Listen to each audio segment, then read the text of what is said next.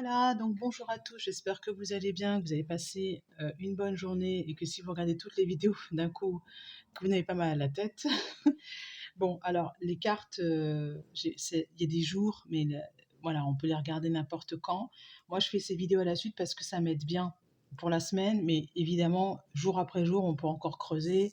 Pour ma part, je ne creuse pas plus, je regarde les vidéos des autres youtubeurs pour compléter.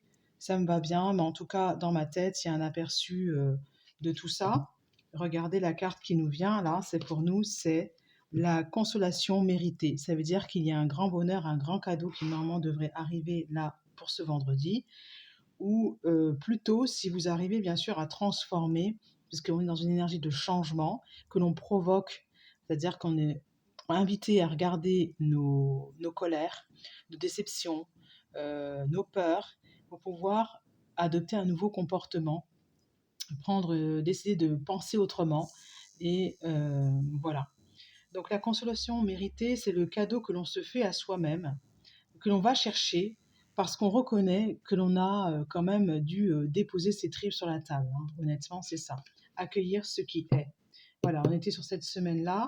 Le jaune, c'est le rayonnement. Et puis la résilience qui est juste derrière, c'est vraiment assez magique en fait. La résilience qui est derrière. Souvent, la résilience vient du fait que ce qu'on a accueilli, ben, c'était pas cool, hein. On est quand même là-dessus.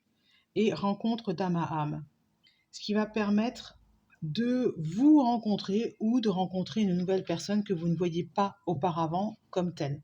J'espère que ça enregistre là. Ok, alors,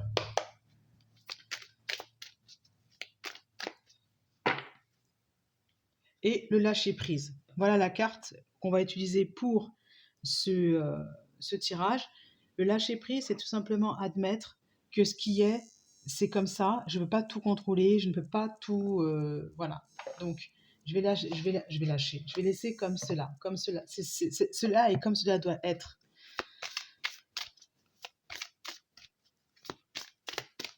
Toujours bien poser ses intentions, par contre, hein.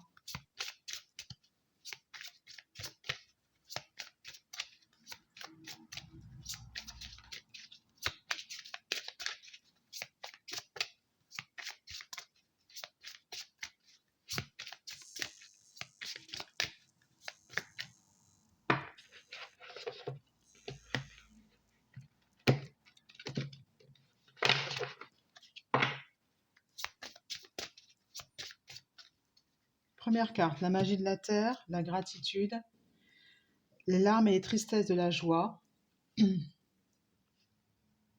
C'est le but à viser, c'est ça en fait. C'est d'être dans la gratitude et de remercier ce que l'on a. Voilà. C'est pas exactement ce qu'on voulait, mais voilà. Et le mental, c'est entraîner à dire merci pour gagner en confiance. Exprime ta pensée. Cède à la passion. Elle est magnifique cette carte, je ne l'ai jamais eue. Cède à la passion de la musique. La musique de son cœur, je pense, hein. Cède à la passion, à la légèreté. Leçon de vie qui atterrit juste là.